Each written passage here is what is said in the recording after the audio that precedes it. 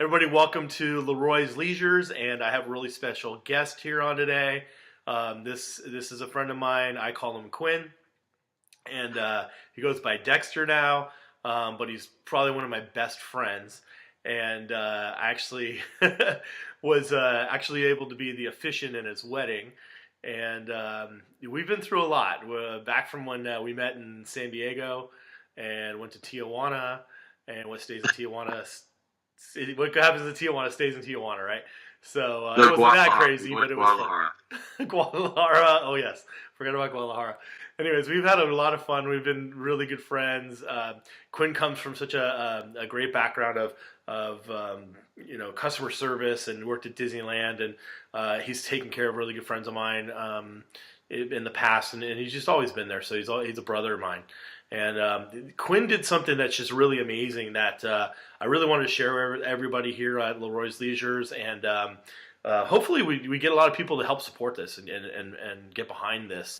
But before we do that, something just happened this week that I think is hilarious.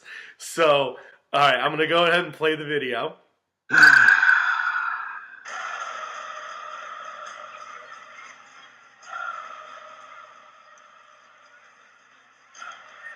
All right, so that video you just saw, it's just you at the game with your family, having a good time watching LAFC. But what's the story behind it? Actually, I was with my a couple of my mates in the Pride Republic. I had called out sick. Now, let's be honest. I told my boss I had a throat infection, which I did. I just decided not to stay home and stay in bed and binge watch Netflix. I decided to go to the game, which turned out to be a good thing. But it also didn't help that I did an interview with LAFC in the stadium 4 hours before the game even started. And it turns out one of my supervisors was at the game and recorded me and sent it to my boss. And my boss sends it to me laughing. And so when I went into work the next day, everyone was fake coughing and giving me a hard time. And pretty much everyone in the hotel knows about it, including all the general managers, and they think it's hilarious. So, it was my Ferris Bueller moment. And I don't regret it. It was a great day at the stadium. I had a lot of fun. Got to see all my friends in the club. I got a free jersey, so Yeah. club hooked up. So yeah, I don't regret it. No, and that's great that somebody could laugh. Your bosses can actually laugh about that, and they're that cool enough to be able to laugh about that, and they know the story about what we're about to talk about too. Yeah, absolutely, and that's the thing is like they work with my schedule. They know how involved I am with the Pride Republic and the club. I turn in all my requests for days off when there's a game, and they help me out with that trade shifts or whatever we can do. But going back to that video, I'm surprised they didn't see me when I was sitting on the sidelines next to the players' bench, and a ball came flying at me, and I swatted it. And I'm like, how did they not see me then? Right, you had to wait until later in the game. Yeah, I'm sitting with the executive vice president of brand and community relations, and we're hanging out and we're talking about this season, what we want to do for Pride Night in May, and this ball comes flying at me. So somehow nobody saw that. Yeah. Well, you know what? Let's allude to that because you just mentioned it, and actually, your hat. You have a hat on there. It kind of alludes to what we're dealing with. I think this is just amazing. So let's talk about the story about how this all came about. You were a big soccer fan. LA's getting a new team. I was blessed to be able to go. You actually brought me there and dressed me up in all sorts of LAFC stuff and told me I had to watch a game, and I didn't. I actually enjoyed more about what was happening around the stadium. We got into our little fun of hoodwinks and finding ourselves in areas we probably shouldn't have been, which is typical of me. Well, we met Danny Trejo, so yeah, he just walked right up to us, didn't he? And of course, I took you to the most boring game of the entire season, which was just like, that's Murphy's Law. I knew it's like I was jinxed. Yeah, well, it is soccer, so. Fair But enough. for all the soccer lovers there, this is amazing. So, you have this beautiful family, wonderful, wonderful kids, and you're a big fan of the team, and an incident happened. That was it's been kind of happening a long time, but it was something that really personal happened to you. Well, I mean, I when I first started getting involved with the club, I mean, I didn't meet anybody or any of the supporters or anybody who worked in the club. This was before we even had Carlos Vela, our first player. I went to a Hurricane Harvey relief effort with the club, and we had just gotten Bob Bradley as our head coach. And I pulled up, and Bob Bradley was, out there helping out, and started talking to people about what the club really meant. And the more I got involved, the more times I showed up and met with people, I learned it was more a traditional, like, international soccer club or football club, if you will, as opposed to Americanized version. I think a lot of MLS is like a watered down version of what you see around the world. It's kind of like you look at the Carson Galaxy, the team that's been here in Southern California before us since the beginning. They're calling them a soccer team is kind of like saying Taco Bell's real Mexican food. It's just synthetic. It's watered down. Whereas a football club around the world represents the community and the city that it's in. And then there's ties to the community. And Carson's never had that. Whereas LAFC, we are building that culture from the ground up. We're reaching out to all the different communities so that everyone has a voice. So you have the guys from Boyle Heights hanging out with the guys from Koreatown, hanging out with the guys from Pasadena, hanging out with the guys from Watts. And that's never been done before in Los Angeles. So talking to everybody at the club, talking about how every community of Los Angeles should have a voice here at LAFC, I was thinking, the LGBT community should have a voice. And when I talked to the supporters rep at LAFC about this, that we got to find a way to reach out to the LGBT community and let them know they are welcome, which is not common in sports, really. A month later, my oldest son came out, which was funny itself because he was very nervous, and both my wife and I said, "Yeah, we know." Well, but that's interesting because you said that you reached out to a community before you even knew. I mean, you knew, but before he was able to feel comfortable enough to tell you, but you were already reaching out for a community to be included into another community that was being built there before all that happened. But because the LGBT community is a huge part of Los Angeles. I mean, we are the entertainment capital of the world. We produce the music and the movies and television programs out of it. And anybody thinks you can have a great entertainment industry without the LGBT community is insane. And so they're a big part of our culture here in Los Angeles, and they deserve a voice, and they deserve to be able to come to a sporting event and not be harassed and harmed. So starting the Pride Republic was my way of saying that other LGBT families, whether it's the offspring or it's a gay couple with their own kids, can come to an LAFC match and know that they're accepted and they're going to be protected too. And after the first home game, the infamous homophobic chant that is kind of goes around, it's predominant down in Mexico. And you hear a lot of homophobic chants in other countries and here in the United States. We immediately got together with the club and said, we're not going to put up with this. And LAFC didn't even hesitate. I mean, I got an email that night at 2:30 in the morning from Rich, who's the vice president of brand and community relations. And he said, we're having a meeting. We're going to do this. And even Tom Penn, the president of the club, reached out to me and said, let's do this, whatever you need, what resources, let's get a game plan together. So there was no hesitation on their part to be inclusive. And then the next game, there was a speech given before the game. There was people out there with rainbow flags. And the core supporters of LAFC were behind us from the get-go. That's just amazing. And I actually was able to experience that coming down and going to the game with you. I think probably even more to reach out to that and how amazing what Pride Republic became. But there's a group there of fans that sit in a certain area, and it's the number of seats. I believe you explained to me it was 3252.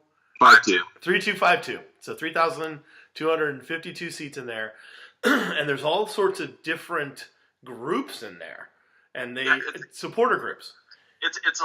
and this is what makes this entire LAFC experience unique. You go to a Dodger game, and yeah, you'll see other people wearing Dodger gear, but you're not gonna have any interaction with them. You're not gonna have a conversation with them. There's no bonding relationship with these people, and there's no representation of the multiple neighborhoods and communities and cultures of Los Angeles. We're a very diverse city, and you go to the 3252 section, and again, you're the guys from K-Town are right next to the guys from Boyle Heights. They're on opposite ends of the downtown environment, but they're hugging. They know each other. They're friends. We get together and we work together to create events. We do charities. Recently, one of our drummers in the 3252 was injured in a really bad car accident. So there's a charity going on to help him out and get back on his feet financially. And that's the thing, is we look out for each other. It's a unique experience to bring all these different cultures into one group and to cheer and to sing and jump up and down and make a huge scene. It's a lot of fun. And what I saw when I went down there was how every single one of those community groups has absolutely put their arms around you guys and supported you.